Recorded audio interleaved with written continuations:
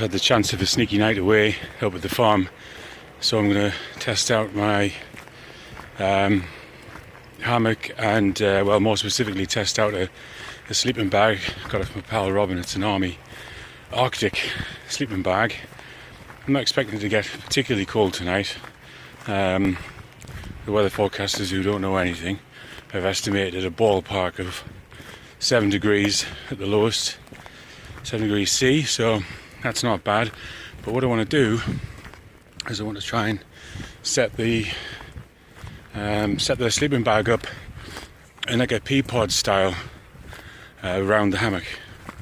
So rather than cutting holes in it at home, I thought I'll come up and I'll have a night in it, try it out just wrapped around upside down, so the zip's on the bottom, so I'll sort of fold it round the hammock from the top down over like that, and then press stud it along the bottom.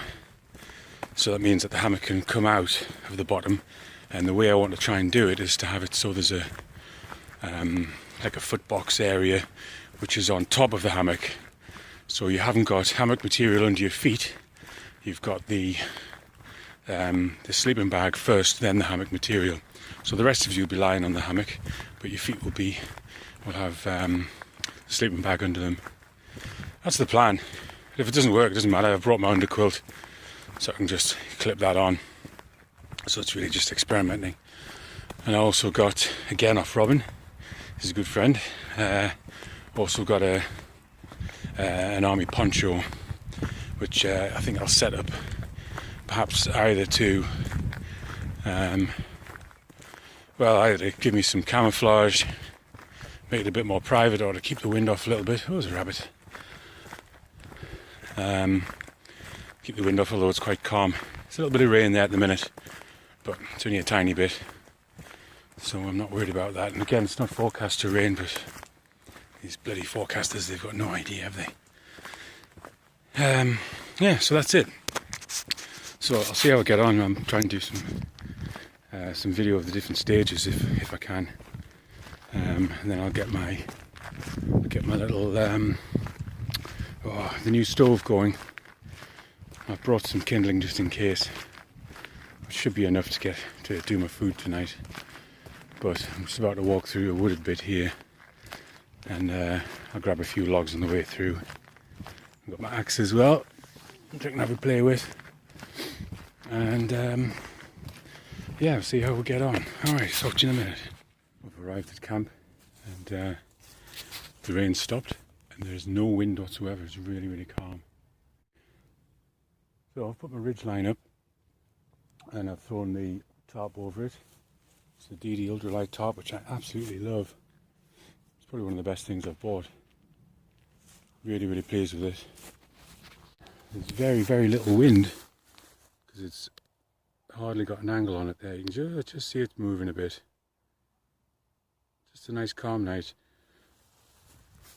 And what I've done also is I carry tent pegs and things, but when I know I'm coming to somewhere like this, really I suppose I don't really need to bother, because what I've done is I just quickly grabbed some bits of wood and just whittled them into tent pegs. It doesn't have to be great, as I'm sure you probably know. It's not like we're trying to make a pencil or anything. I just need to be a decent sized spike, enough to get it in the ground. So I've done 3 of those. That was only a pencil. And I used another great purchase, which is the Hultafors axe. I've touched the blade up. It didn't come particularly sharp. I mean, it was good, but certainly didn't have a mirror finish, and it wasn't razor sharp. It wasn't arm hair cutting sharp. So I just stropped it a little bit, and I put a leather whatever the hell you call that, around the collar just to protect the wood. And I've also shortened it. I've taken probably about 1.5 inches, somewhere about 4 or 5 centimeters ish off the end of it. Just don't need it. I'm not going to be chopping trees down with it, so that length there, as you can see, that sort of size is absolutely perfect for what I want to do. I'm doing a lot of small work, intricate work with the holding on around here, and then splitting little bits of logs for kindling down here. And I never get down there. Never get down that end. That's the dusty end, like the guitarists say. So I put a new hole in to put the wrist strap or your hanging strap in. And I'm very happy with it. So yeah, it just took a couple of minutes to get those pegs carved. So I'm going to stick them in now and see what I fancy doing with the front of the top. Yeah, let's see what happens.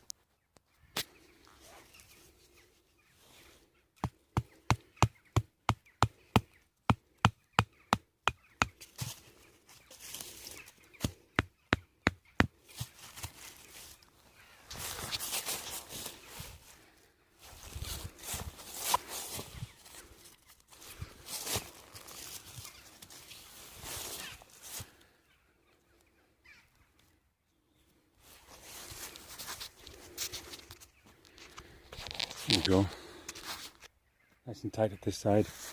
I'm not expecting a lot of wind, so I'm not too worried about it. And one of the nice things also with this particular top is, I don't know if you can see this, it's got a little bit of stretch in it, so you can really get it tight, like tight as a drum if you want to. Okay, so what to do with this side? Well, I've got a convenient branch overhanging here. Might tie off onto that. Or I've got my walking pole, so I could tie it off there. That sort of height. I'll go for the high one. Let's have a go, see what happens.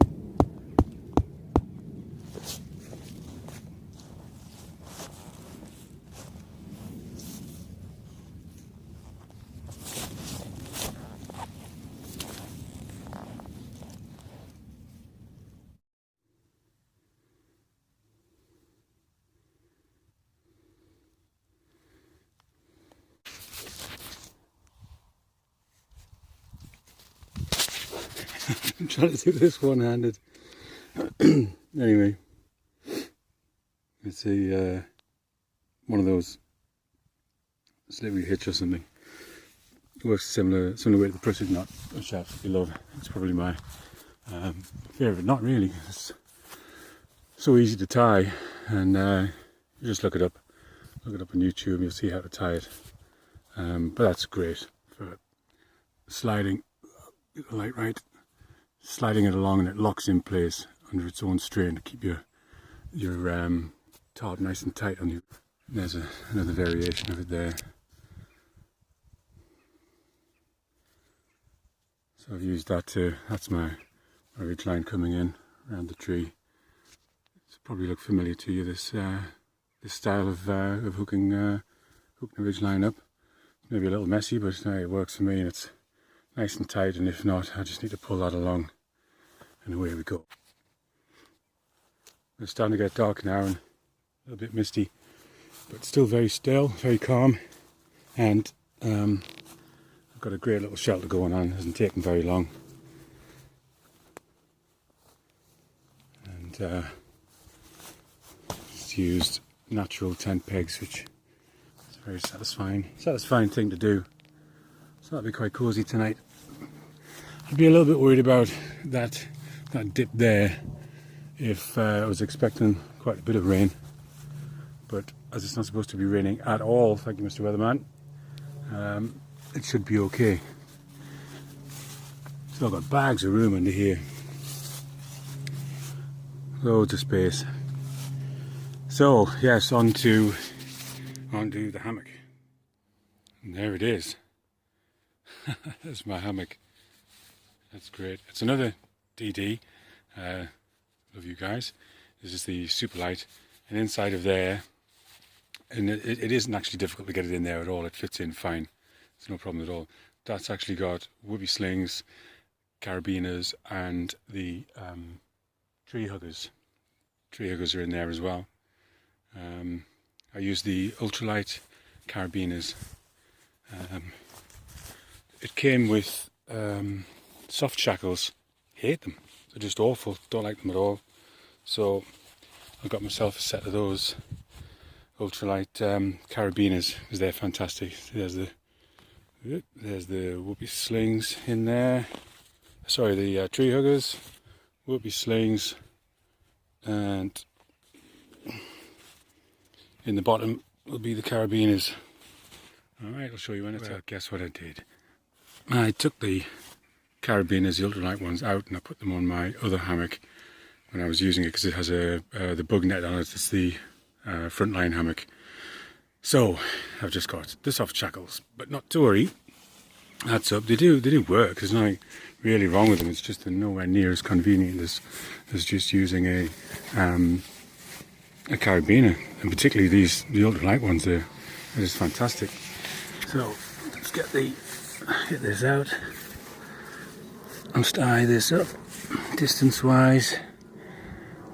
Want the end to be under the top, which it is, and obviously it's going to sag because you've got it down to rough 30 degrees, so that's going to be fine. I need two hands though. So there we are, is the next stage with the hammock up with the soft shackle. So the things do work. They're pretty good really. If you're looking to save the absolute maximum amount of weight, then I guess that's the way forwards. And these whoopee slings are fantastic. I wouldn't even think about replacing those, just get them if I was starting again, or if anybody was thinking about getting into hammocking, just get some whoopee slings. They're fantastic. I don't really bother checking anymore, but what they said to do is if you hold your finger and thumb like a gun and hold it up to the line, that should give you roughly 30 degrees, so I'm a little bit shy of that, but whatever, I'm not that bothered. That'll be spot on for me. Okay, so the next bit is to try the sleeping bag on it to see how it goes. Let me just show you what I've done anyway. So the bag's actually upside down. It's got a central zip and press studs, and what I've done is I've put the hammock through the bottom, between the bottom two studs. So this is going to be impossible to see. Anyway, so my feet are going to be inside the hammock but resting on top of this bit of the bag, and at the other end there just somebody comes out of the opening, and obviously it's upside down, so there's the hood at the top. But the idea is to test out whether this sort of system is going to work, and if it does, I'll flip it around the right way and put a hole on the opposite side to where that is. Well, it's just too dark to see anything, unfortunately, but I'm in the hammock and it's sort of working. Just sneak my other arm out, I can see where we are underneath, and I need another stud doing up. There's a bit of work to do, but it's a good start. Alright, catch you later.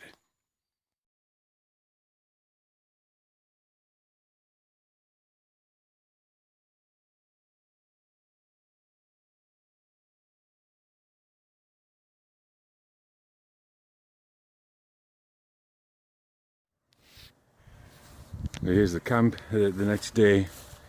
The sleeping bag system just didn't work out.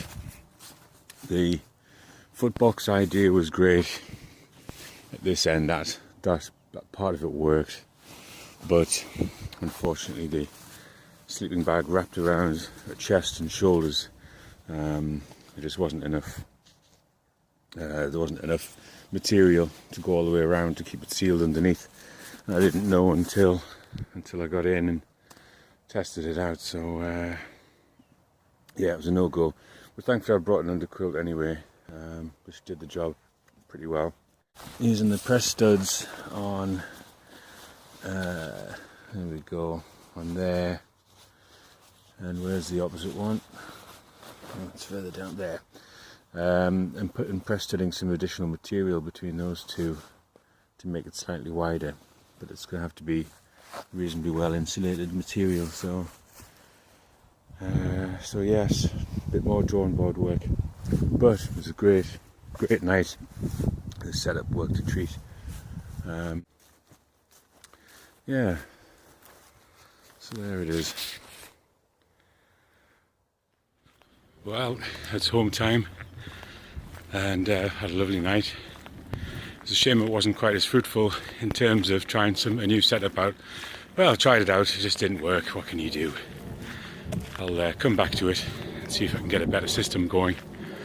Because I think there's a lot of people will benefit from and enjoy being able to use a single sleeping bag over their hammock, as opposed to having to have an underquilt or a mat system.